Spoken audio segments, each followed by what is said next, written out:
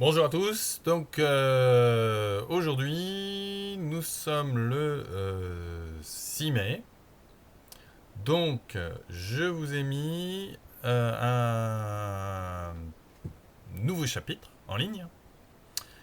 Alors, avant de commencer le cours, je dois dire que ça se complique un peu. Dans le sens où on va pas pouvoir reprendre en classe entière. Donc je ne sais pas du tout comment on va pouvoir faire.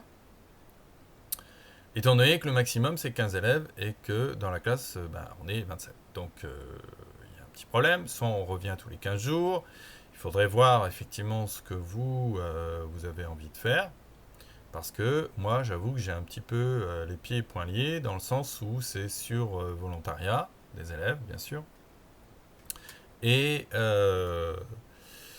eh bien, on va avoir un certain nombre de difficultés, dans le sens où il va falloir porter des masques, il va falloir se tenir à une certaine distance, il va falloir que je fasse un cours, mais sans aucun contact, ça signifie que je ne peux pas vous donner des photocopies, parce que obligatoirement, en vous les distribuant, eh ben, je les touche. Je ne peux pas non plus vous laisser sortir comme ça pour un oui, pour un non, parce que pénalement je suis responsable si jamais il y a quelqu'un qui attrape le coronavirus. Bon, ceci dit, à vos âges, au niveau des statistiques, vous risquez pas grand-chose. Hein. Ceci dit, le virus, on ne sait pas exactement ce qu'il provoque à long terme. C'est-à-dire qu'à court terme, effectivement, les jeunes ne sont pas pratiquement pas touchés, mais à long terme, on ne sait pas trop. Euh, c'est un virus vraiment complètement inconnu. Enfin, complètement inconnu. C'est le SRAS manipulé, on va dire. Hein. Alors, peut-être naturellement, peut-être artificiellement, on ne sait pas. En tout cas, euh, méfiance. Voilà. Hein. Donc, si on peut ne pas l'attraper, c'est mieux. Et si on peut faire un vaccin, c'est encore mieux. Donc le problème également se pose au niveau de la cantine, c'est-à-dire que la cantine, vous ne pourrez pas manger euh, dans le self. On parle de manger dans la classe avec les plateaux repas. Enfin, ça va être un peu compliqué. Bon, moi je pensais qu'on reprenait. J'ai peur qu'on ne reprenne pas dans des conditions normales, on va dire. Hein. Donc, pas de panique. Alors, ce que je vais faire pour vous donner un coup de pouce, je vais effectivement faire une double correction au niveau du bac. Donc, je vous expliquerai quand on se verra en quoi ça consiste. Et puis, on va essayer de faire des petits contrôles socratifs pour essayer de rattraper un petit peu les gens. Alors, avant-dernier chapitre, ici, transfert thermique. Alors, les transferts thermiques, vous savez un certain nombre de choses déjà. Alors, je vous ai mis ici un petit rappel sur ce que c'est que les rayons gamma, les rayons X, les rayons UV, etc. Ce sont des rayons, des radiations électromagnétiques qui n'ont pas du tout la même incidence, dans le sens où ils n'ont pas du tout la même énergie. Donc au niveau des téléphones, vous avez ce qu'on appelle des micro-ondes. Bon, les micro-ondes ont des effets au niveau des rotations des molécules. Hein. Et l'infrarouge également des rotations et des vibrations. C'est sur justement cette observation qu'on base tous les spectres infrarouges. C'est-à-dire qu'on a une radiation donnée, on a une rotation donnée dans une molécule, ce qui permet de voir quel groupement on a. Alors, petit rappel d'infrarouge, hein, uniquement les groupements CW liaison O et les groupements OH, hein, OH, avec, vous vous souvenez la patate, hein, avec les liaisons OH associées, hein, petit rappel. Après, vous avez le visible qui est très, très limité, et vous avez les ultraviolets, avec donc des possibilités de toucher des électrons de la dernière couche, hein, et donc de visualiser à quel atome on appartient, ou à quelle molécule également. Hein. Au niveau des rayons X, là, on devient beaucoup plus agressif, on va dire, hein, puisqu'on peut enlever des électrons internes au niveau des atomes, donc ce qui fragilise énormément les atomes, et ne parlons pas des liaisons, hein, que ce soit les rayons X ou les rayons UV, vous voyez, électron interne et électron externe, on est en train de fusiller une liaison. C'est-à-dire que la molécule est détruite. Hein, on ionise en fait un atome, donc comme on l'ionise, la liaison ne peut pas se faire, et donc on détruit la molécule. Hein, c'est le cas pour l'ADN des cellules, avec notamment une exposition prolongée aux UV, vous déclenchez un cancer de la peau, hein, avec une cellule qui a un ADN qui est différent, et donc qui va se reproduire et ne pas obéir aux injonctions du corps. Même chose pour les rayons X ou les rayons gamma. Les rayons gamma, étant donné leur énergie, peuvent carrément endommager le noyau. Hein. Bien. On regarde le petit vase d'Arsonval. Alors, le petit vase d'Arsonval, pour étudier ce vase d'Arsonval, pour en parler, il va falloir regarder l'autre document. C'est-à-dire celui-ci, qui serait peut-être mieux d'ouvrir en premier. Bien. Donc, la variation d'énergie interne, c'est lié à une formule que vous avez vue en première S. Normalement, en première S, on fait un TP où on chauffe de l'eau avec une bougie dans une canette de coca. Alors, c'est un TP extrêmement amusant et qui marche très bien. Et on met en évidence l'augmentation de l'énergie interne du matériau en fonction de sa masse, de sa capacité calorifique et de la différence de température qui a été observée. C'est-à-dire que l'énergie interne va augmenter en fonction de la température. Selon cette formule, le delta T étant la température d'arrivée moins la température de départ, si le corps a acquis une énergie interne. Bien. En partant du principe que l'énergie interne doit, normalement, si elle se conserve, si on augmente la température, il doit y avoir un travail qui va effectivement faire en sorte que, comme il est noté négativement, et fourni par la matière, va conserver l'énergie interne. Bon, c'est une formule que vous avez déjà vue en première, hein. Donc on va faire des exos là-dessus, mais ça a déjà été vu. Quels sont les transferts thermiques possibles? Alors, le transfert par conduction, hein, évidemment, le bonhomme il touche la bout de la barre de fer, et évidemment la barre de fer est un conducteur thermique, donc la température qui est au bout va se transmettre à l'autre extrémité. Conduction par convection, enfin transfert par convection, c'est-à-dire que la chaleur dégagée par la flamme de la bougie va se transmettre à l'air, et l'air va aller brûler la main de la personne. Ça, c'est ce qu'on appelle le transfert par convection. Et le transfert par rayonnement, évidemment, vous recevez des rayonnements du soleil, des rayons infrarouges, des rayons ultraviolets qui sont transformés en chaleur également. Hein. Et donc vous avez ces trois modes de transfert.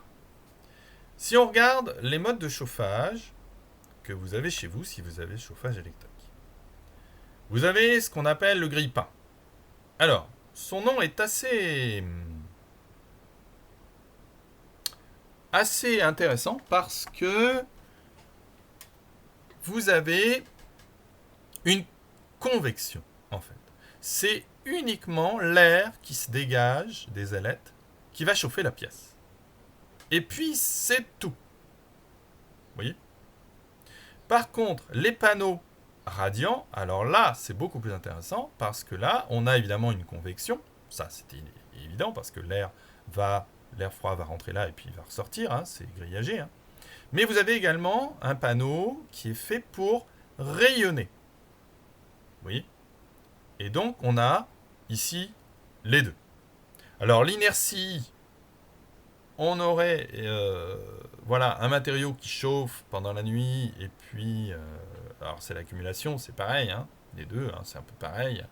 Et vous avez effectivement le rayonnement, hein, et la convection, les deux. Donc évidemment, celui-ci est à proscrire. Parce que dès qu'on l'éteint, il n'y a plus rien. Hein. Et si vous ouvrez la pièce, c'est mort. Tandis qu'ici, on a quand même des procédés beaucoup plus intéressants.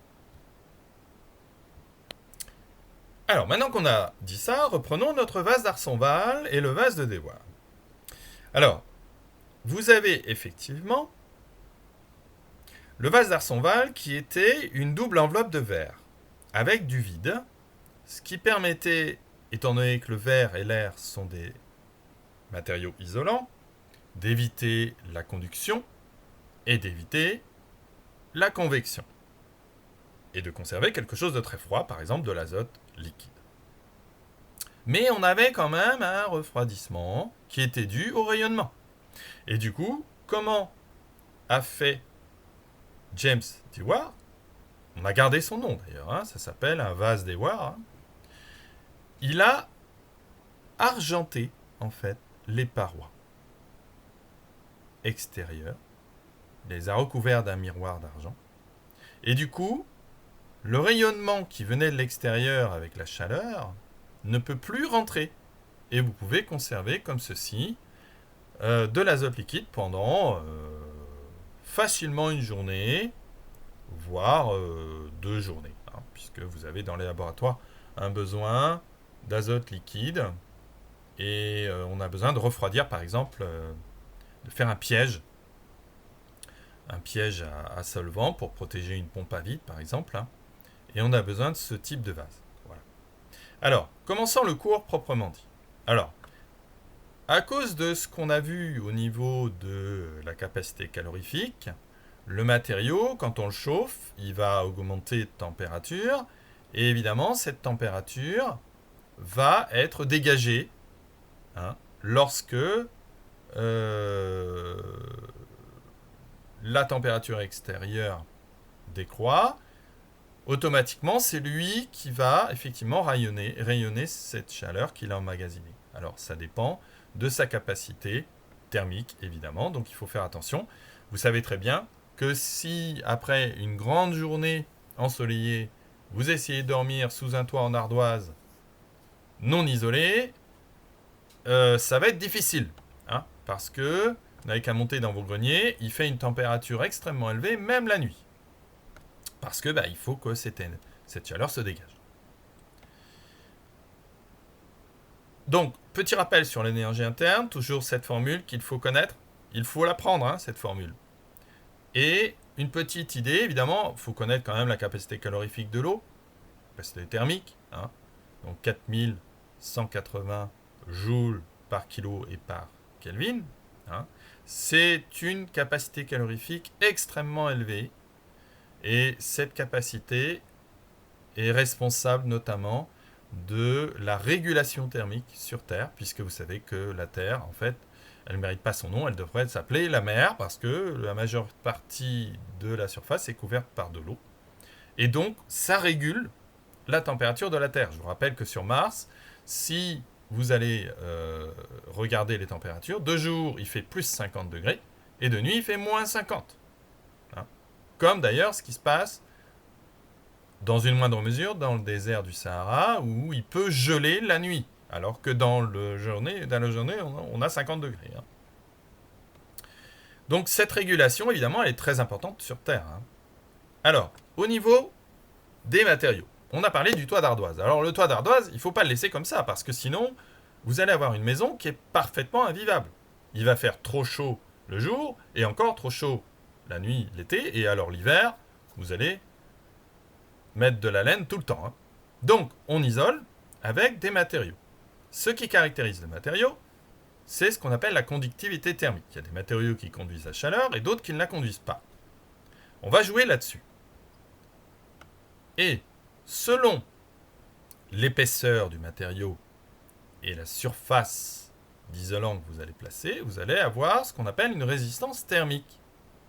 Cette résistance thermique va effectivement vous caractériser le pouvoir isolant du matériau.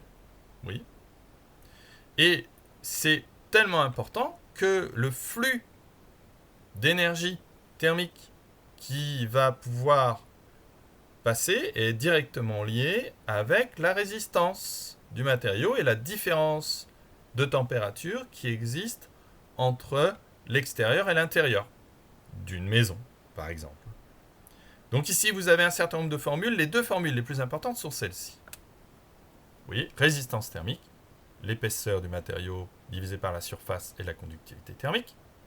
Et surtout, le flux thermique, qui va être la différence de température sur la résistance thermique. Alors, regardez au niveau des unités. Hein, le flux thermique va donc vous donner, si vous êtes, regardez un petit peu, résistance watts par mètre et par Kelvin. Donc, ici, vous avez des mètres, du coup, ici, des mètres Kelvin par watt. Et ici, comme vous avez des Kelvin, vous avez une unité un petit peu particulière. Donc, le flux, de toute façon, s'exprime en puissance, en fait, puissance d'énergie. Alors, si vous regardez la résistance thermique des matériaux, en partant du principe que, évidemment, vous avez de la laine de verre ici avec peut-être d'autres adjuvants. Vous remarquez que plus, d'après l'épaisseur, plus l'épaisseur est importante et plus la résistance va être importante et donc va limiter le flux. Donc ici, au niveau de la résistance, vous avez tout intérêt à mettre une épaisseur importante. Et vous avez par exemple de la laine de verre à 100 mm qui possède une résistance thermique, par exemple si on prend le classique, le moins cher, à 2,5, alors que si vous mettez 200, c'est 2 fois plus. Donc vous aurez un flux 2 fois moins important et une isolation beaucoup plus efficace. Remarquez qu'au niveau des isolations, on parle beaucoup des plumes de canard, des vers, de la fibre de bois, etc. Le plus efficace, c'est quand même la laine de verre. Et c'est en plus, c'est pas très très cher. Donc autant mettre une bonne épaisseur de laine de verre, c'est parfaitement inoffensif. Il faut simplement mettre des gants et éviter d'en respirer. Mais ça n'est pas toxique comme de la laine de roche. La laine de roche, méfiez-vous, la laine de roche, il y a du quartz dedans, et le quartz, c'est toxique. Bon, après, évidemment, la plume de canard, le problème, c'est qu'il y a des bestioles qui peuvent se mettre dedans. Et puis, de toute façon, c'est moins efficace que la laine de verre. Donc, voilà. Alors, je vous ai donné une petite flopée d'exercices qu'on corrigera la semaine prochaine pour essayer de bien comprendre cet avant-dernier chapitre qui n'est pas terminé. Il y a une partie sur le quantum que je ne vais pas faire aujourd'hui, qui sont des révisions de première. Voilà. Alors, j'ai essayé de mettre ça dans des documents assez limités parce que je me doute qu'au niveau de l'imprimante, vous devez rencontrer des problèmes de cartouche. Donc, on va essayer de limiter un petit peu les impressions. Voilà. Et je vous souhaite une bonne semaine en attendant qu'on se voit.